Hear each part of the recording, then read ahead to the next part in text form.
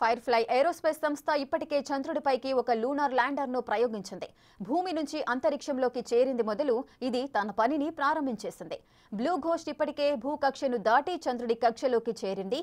దీంతో ఇప్పుడు జాబిల్లికి సంబంధించిన హై రిజల్యూషన్ వీడియోను పంపుతోంది. ఇప్పుడు లేటెస్ట్ గా ఓ వీడియోను పంపింది ఘోస్ట్ ల్యాండర్.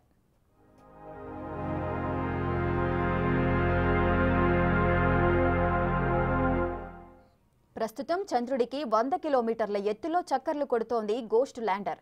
చంద్రుడిపై ఉన్న వాతావరణాన్ని, పరిస్థితులను క్లియర్ కట్ గా చూపిస్తోంది ఈ ల్యాండర్.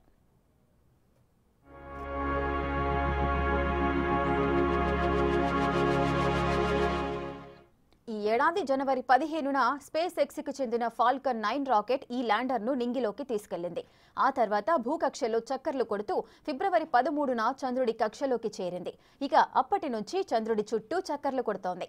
ఇక చంద్రుడిపై మేర్ క్రిసిమ్ అనే ఏరియాలో ల్యాండ్ కానుంది ఈ ల్యాండర్. మార్చి 2న ఈ ల్యాండింగ్ జరగనుంది.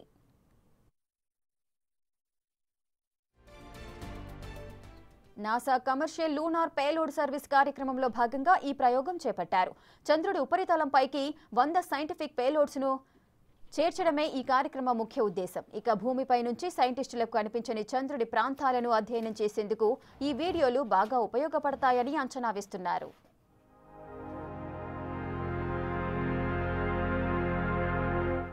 భవిష్యత్తులో చేపట్టే హ్యూమన్ మిషన్స్ కు కావలసిన కీలకమైన డేటాను సేకరించేందుకు ఈ ప్రయోగం చేపట్టింది నాసా.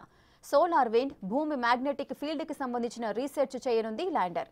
మొత్తం 14 రోజుల పాటు ఈ డేటా సేకరణ పూర్తయ్యేలా ప్రణాళికలు రచించారు.